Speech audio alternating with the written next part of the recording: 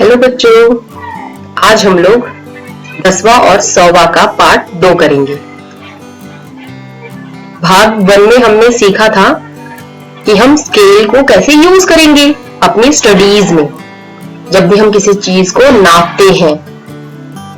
ठीक, तो इसी में हम आगे कंटिन्यू करेंगे, उसी स्केल के पैमाने को जानते हुए।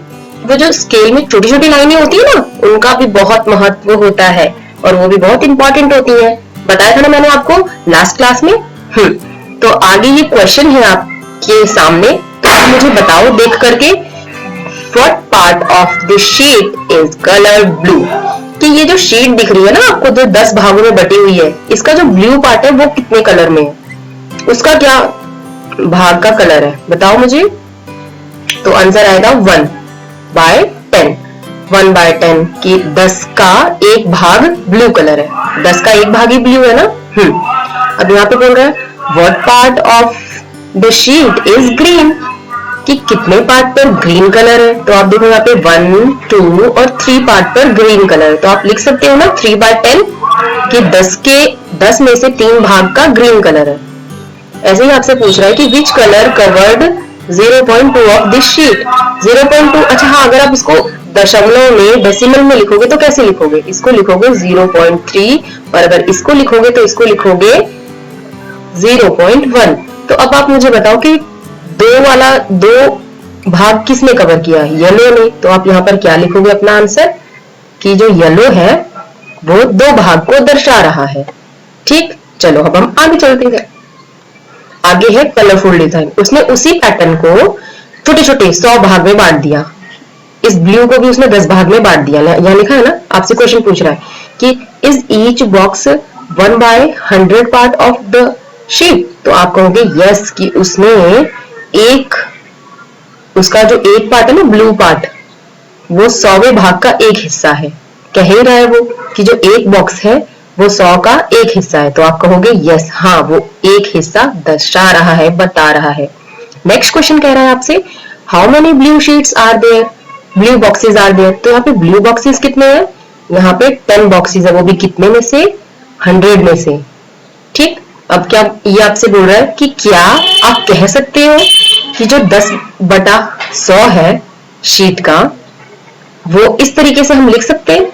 तो आप कहोगे हाँ, हम लिख सकते हैं, क्योंकि चाहे आप 100 का 10 हिस्सा बोलो या 10 का एक हिस्सा बोलो, ये दोनों इक्वल है। तो हम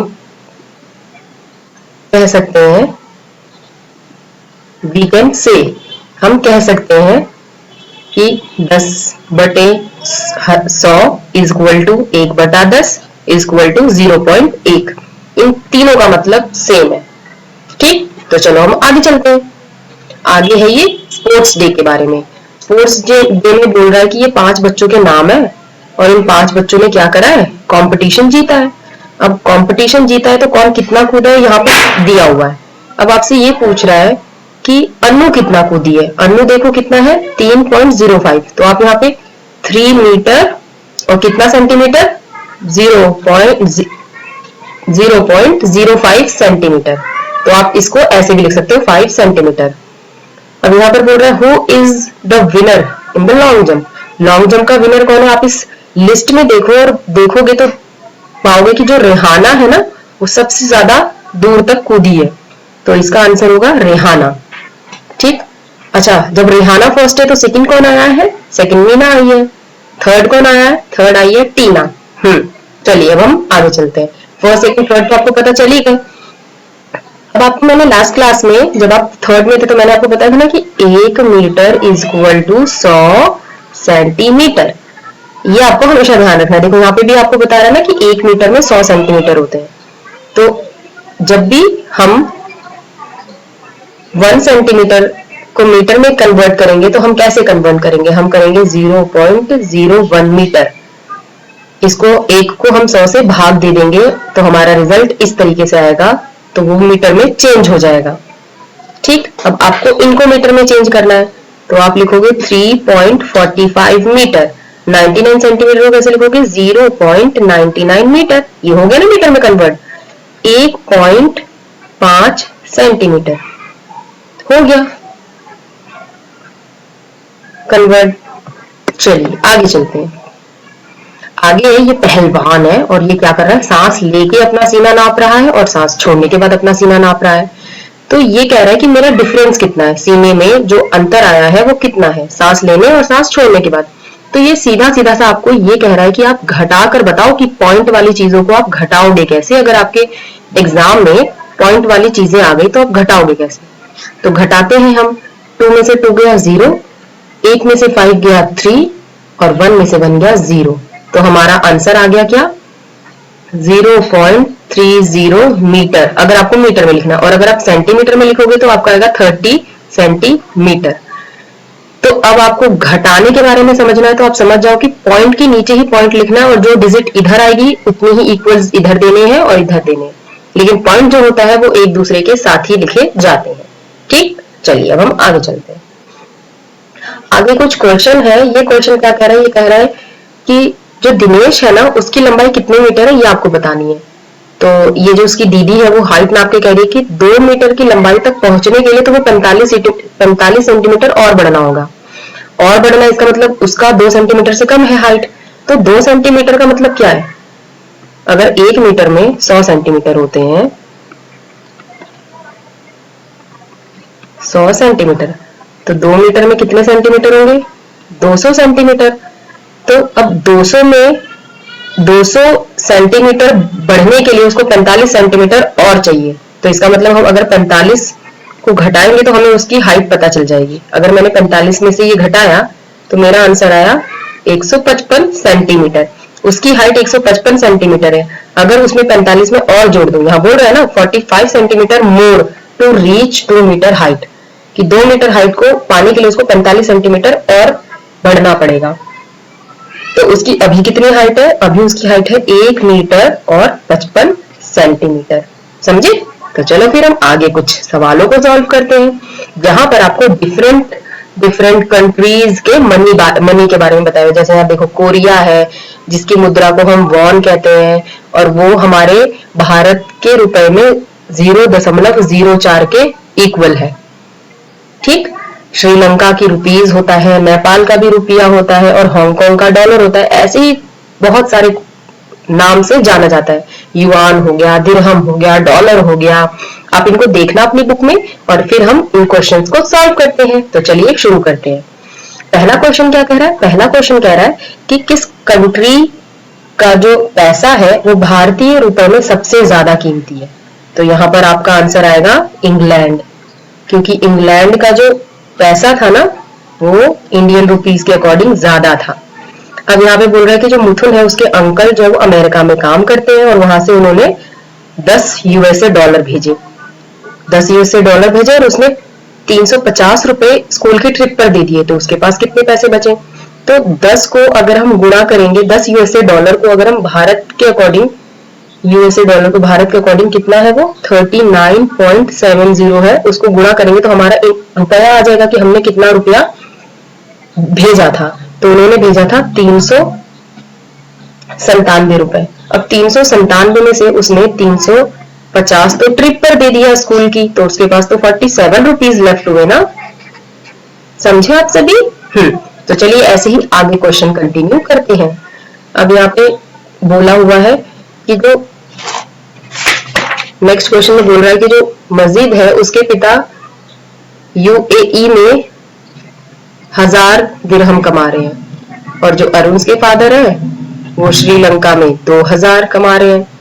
तो अब आपको बताना इंडियन रुपीज के अकॉर्डिंग इसका कितना, किसका सैलरी ज्यादा है। तो पहले हम मजीद के फादर का निकालते हैं। मजीद के फादर का निकालेंगे तो 1000 को हम गुणा करेंगे इंडियन के अकॉर्डिंग 10.52, तो हमारा आंसर आएगा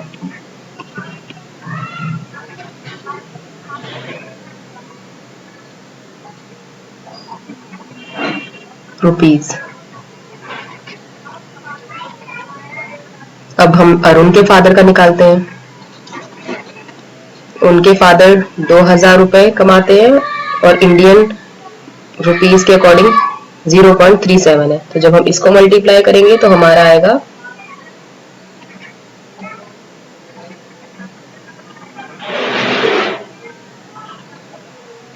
0.37 रुपीज।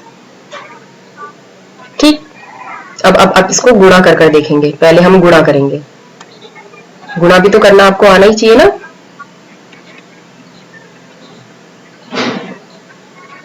गुणा करो, जीरो को किसी भी चीज से गुणा करते हैं तो जीरो ही आता है। ज्यादा जीरो हो गए यहाँ पे तो।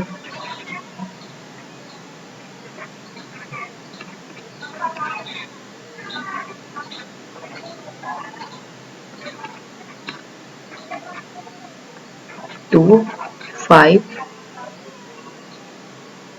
0 1, तो हमारा रिजल्ट आएगा 0 0 0 2 5 0 1।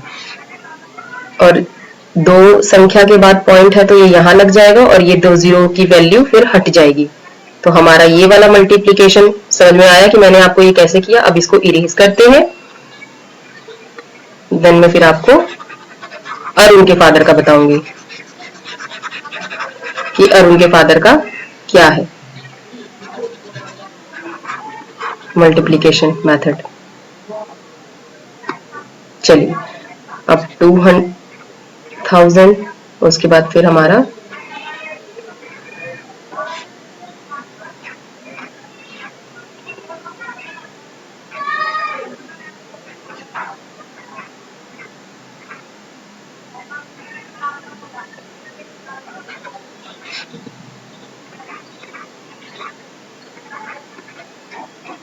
दो संख्या के बाद पॉइंट आ गया, ये कट गया, तो 740 रुपीज। तो इसका मतलब किसके पापा ज्यादा कमाते हैं? मजीद के पापा ज्यादा कमाते हैं।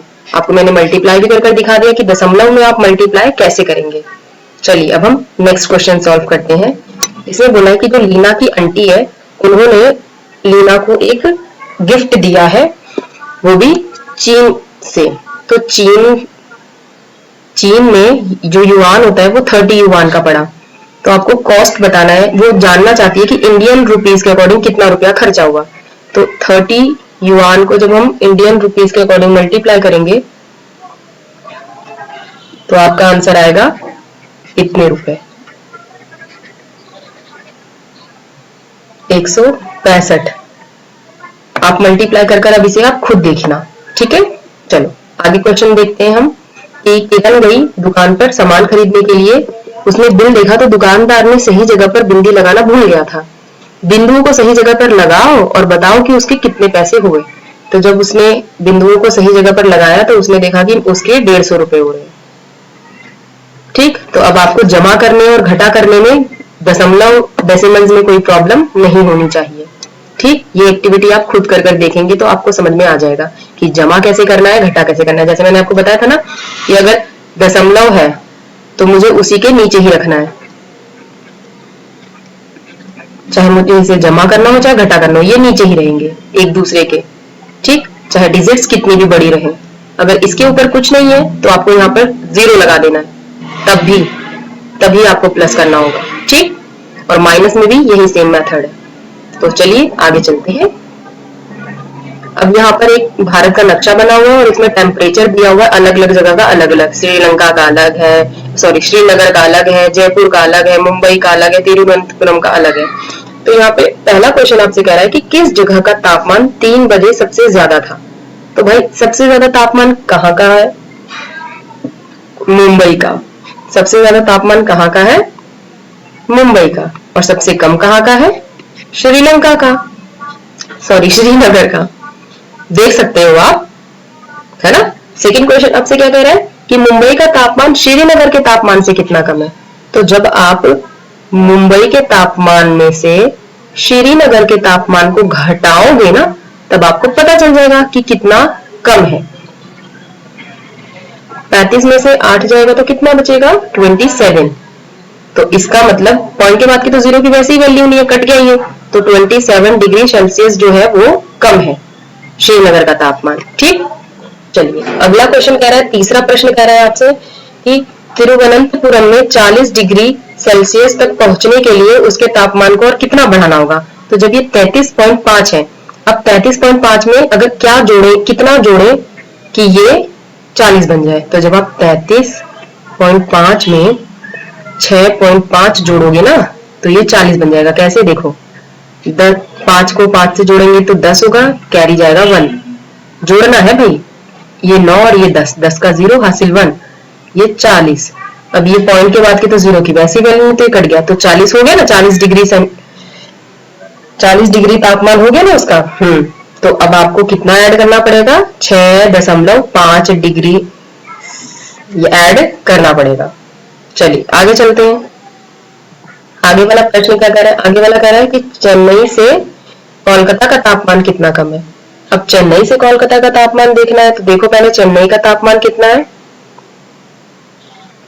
चेन्नई का तापमान है 29.9 और कोलकाता का कितना है 26.6। अब इसको जब आप देखोगे कि इन दोनों के तापमान से कितना अंतर बताना है कि कितना कम है, तो घटा कर देखेंगे। 9 में से 6 गया, 3 बचा, 9 में से फिर 6 गया, 3 बचा, 0 में से ये और दशमलव आ जाएगा उसी के नीचे। अब इस दशमलव के बाद 3 लिखा है तो ये कटेगा नहीं, 0 कटता है हमेशा, 3 नहीं। तो क्या आ जाएगा 3.3 डिग्री तापमान जो है ये कम है। ठीक, चलिए अगला प्रश्न देखते हैं। अगला प्रश्न क्या कह रहा है आपसे, पांचवा प्रश्न आपसे कह रहा है कि आपको सुबह के 3 बजे किस शहर का तापमान सबसे कम था बताना है। ठीक है, तो बताओ सबसे कम तापमान किस शहर का था सुबह में, श्रीनगर का। देखो यहाँ पे दिख रहा है ना, श्रीनगर का तापमान सबसे कम है। और सबसे अधिक तापमान किसका है, चेन्नई का। सॉरी, तापमान देखो यहाँ पे किसका अधिक है, अगर देखेंगे तो हमें पता चलेगा तिरुवनंतपुरम का सबसे अधिक तापमान है 21.6, सबसे अधिक है। अब आपसे सेकंड क्वेश्चन पूछ रहा है कि चेन्नई में शाम के 3 बजे और सुबह के 3 बजे के तापमान में क्या अंतर है। तो सुबह के 3 बजे कितना तापमान था, सुबह के 3 बजे मतलब AM 29.9 था और PM पे कितना था 21.1। तो इनको हम घटाएंगे, 9 में से 1 गया 8, 9 में से 1 गया 8, 2 में से 2 गया 0 और पॉइंट का पॉइंट यहाँ। तो 8.8 डिग्री तापमान चेन्नई का कम हुआ। ठीक, अगला कह रहा है आपको कि सेम ऐसे ही आप भोपाल का भी बताइए। तो भोपाल का पहले 25.9 था और अब हो गया, और सवेरे उसका 9.8 था। तो जब मैंने इसको घटाया तो 1 आया, 25 में से 9 गया तो मेरा 16 आया और ये दशमलव यहीं आएगा। ये 1 नहीं कटेगा क्योंकि ये 0 नहीं है, तो मेरा 16.1 डिग्री तापमान जो है वो भोपाल का बढ़ गया। ठीक, तो आप समझ गए कि इसमें कैसे टेम्परेचर जो है वो बढ़ता है और घटता है। चलो